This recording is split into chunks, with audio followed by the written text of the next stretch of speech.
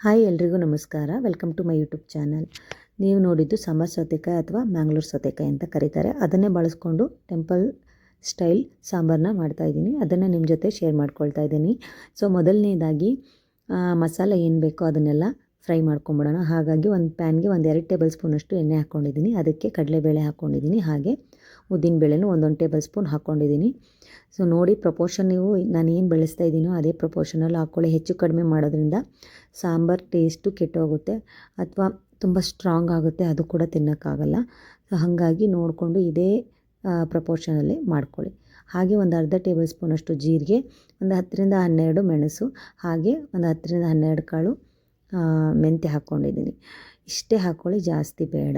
ಹಾಗೆ 1.5 ಟೇಬಲ್ ಸ್ಪೂನಷ್ಟು ಕೊತ್ತಂಬರಿ ಕಾಳು ಹಾಕ್ಕೊಂಡಿದ್ದೀನಿ.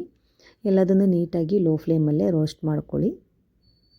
ಹಾಗೆ ಇದಕ್ಕೆ ನಾನು 4 ಬ್ಯಾಡಗಿ ಮೆಣಸಿನ್ಕಾಯಿನ ಬಳಸ್ತಾ ಇದ್ದೀನಿ. ಯಾಕಂದರೆ ಆಲ್ರೆಡಿ ನಾನು ಇದಕ್ಕೆ ಮೆಣಸು ಹಾಕಿರೋದ್ರಿಂದ ಅದು ಸ್ವಲ್ಪ ಖಾರ ಅನಿಸುತ್ತೆ. ತುಂಬ ಖಾರ ಆದರೆ ಚೆನ್ನಾಗಿರಲ್ಲ. ಹಾಗಾಗಿ 4 ಬ್ಯಾಡಗಿ ಮೆಣಸಿನ್ಕಾಯಿ ಬಳಸ್ತಾ ಇದ್ದೀನಿ. ಇದು ಕಲರ್ ಕೂಡ ತುಂಬ ಚೆನ್ನಾಗಿ ಬರುತ್ತೆ ಸಾಂಬಾರ್ದು ಬಳಸೋದ್ರಿಂದ, ಹಾಗೆ ರುಚಿ ಕೂಡ ಚೆನ್ನಾಗಿರುತ್ತೆ. ಇದೆಲ್ಲದನ್ನು ನೀಟಾಗಿ ಲೋ ಫ್ಲೇಮಲ್ಲೇ ರೋಸ್ಟ್ ಮಾಡ್ಕೊಳ್ಳಿ. ಹಾಗೆ ಲಾಸ್ಟಲ್ಲಿ ನೀವು ಕರಿಬೇವು ಹಾಕ್ಕೊಂಡ್ರೆ ಆಗುತ್ತೆ. ಸ್ಟವ್ ಆಫ್ ಮಾಡಿಕೊಂಡು ಲಾಸ್ಟಲ್ಲಿ ಕರಿಬೇವು ಹಾಕ್ಕೊಂಡ್ರೆ ಅದು ಕೂಡ ಅದರಲ್ಲೇ ಹೀಟಲ್ಲೇ ರೋಸ್ಟ್ ಆಗಿಬಿಡುತ್ತೆ. ಇದನ್ನು ನೀಟಾಗಿ ರೋಸ್ಟ್ ಮಾಡ್ಕೊಳ್ಳೋದು ವೆರಿ ಇಂಪಾರ್ಟೆಂಟ್. ಜಾಸ್ತಿ ನೀವು ಓವರ್ ಆಗಿ ರೋಸ್ಟ್ ಮಾಡಿಕೊಂಡ್ರೆ ಸಾಂಬಾರು ಟೇಸ್ಟ್ ಕೆಟ್ಟೋಗುತ್ತೆ ಅಥವಾ ವಿಷ ಅನ್ಸೋಕ್ಕೆ ಸ್ಟಾರ್ಟ್ ಆಗುತ್ತೆ, ಕಹಿ ಆಗಿಬಿಡುತ್ತೆ. ಹಾಗಾಗಿ ನೋಡಿಕೊಂಡು ಮಾಡ್ಕೊಳ್ಳಿ. ಇವಾಗ ನಾನು ಸ್ಟವ್ ಆಫ್ ಮಾಡಿದ್ದೀನಿ. ಇವಾಗ ನಾನು ಕರಿಬೇವು ಹಾಕ್ಕೊಳ್ತಾ ಇದ್ದೀನಿ.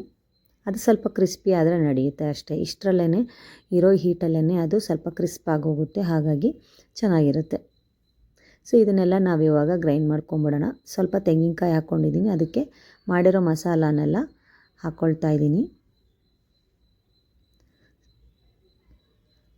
ಇದಕ್ಕೆ ಹುಣಸೆ ಹಣ್ಣು, ಸ್ವಲ್ಪ ಬೆಲ್ಲ ಹಾಕಿ ರುಬ್ಬೋಕ್ಕೆ ಇಟ್ಕೊಂಡಿದ್ದೀನಿ. ಹಾಗೆ ಮಿಡಲಲ್ಲಿ ಸ್ವಲ್ಪ ತರಕಾರಿಗಳನ್ನ, ಬೇಕಾಗಿರೋ ತರಕಾರಿನ ಕಟ್ ಮಾಡ್ಕೊಂಬಿಡೋಣ.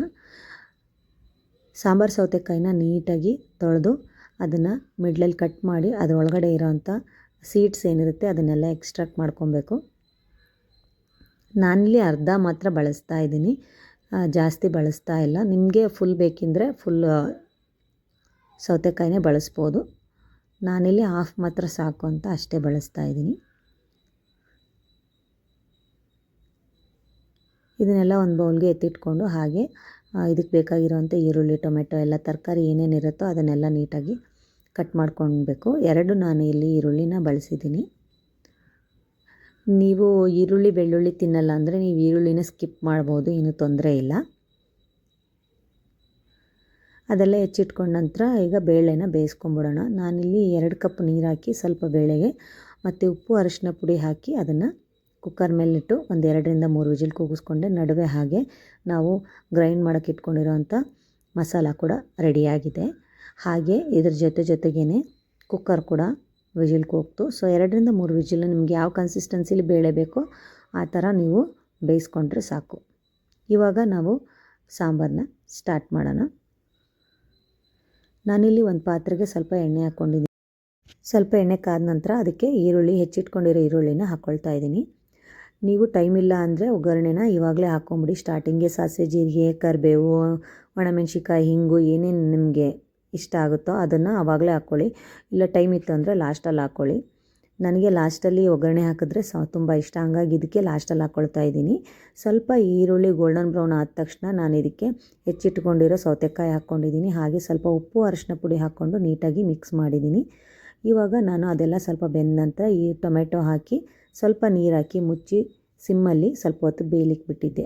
ಅದಕ್ಕೆ ಇವಾಗ ಬೇಯಿಸಿಟ್ಕೊಂಡಿರೋವಂಥ ಬೇಳೆನ ಹಾಕಿ ಹಾಗೆ ಮಸಾಲೆ ಮಾಡ್ಕೊಂಡಿದ್ವಲ್ಲ ಅದನ್ನು ಕೂಡ ಹಾಕಿ ನೀಟಾಗಿ ಮಿಕ್ಸ್ ಮಾಡ್ಕೊಳ್ತೀನಿ. ಇದಕ್ಕೆ ನೀರು ನೀವು ನೋಡಿಕೊಂಡು ನಿಮಗೆ ಯಾವ ಕನ್ಸಿಸ್ಟೆನ್ಸಿ ಬೇಕು ಸಾಂಬಾರು ಆ ಕನ್ಸಿಸ್ಟೆನ್ಸಿಲಿ ನೀರು ಮಿಕ್ಸ್ ಮಾಡಿಕೊಂಡು ಹಾಕ್ಕೊಂಡ್ರೆ ಹಾಗೆ ಕುದಿಲಿಕ್ಕೆ ಬಿಟ್ಟರೆ ಸಾಂಬಾರು ರೆಡಿ ಆಗುತ್ತೆ. ಚೆನ್ನಾಗಿ ಕುದ ನಂತರ ಸಾಂಬಾರು ಈ ಥರ ಕಾಣುತ್ತೆ. ತುಂಬ ಚೆನ್ನಾಗಿರುತ್ತೆ, ಹಾಗೆ ತುಂಬ ರುಚಿಯಾಗಿರುತ್ತೆ. ಇಡ್ಲಿಗೆ ಮಾತ್ರ ಸಖತ್ತಾಗಿರುತ್ತೆ, ಹಾಗೆ ರೈಸ್ಗೂ ಕೂಡ ಚೆನ್ನಾಗಿರುತ್ತೆ.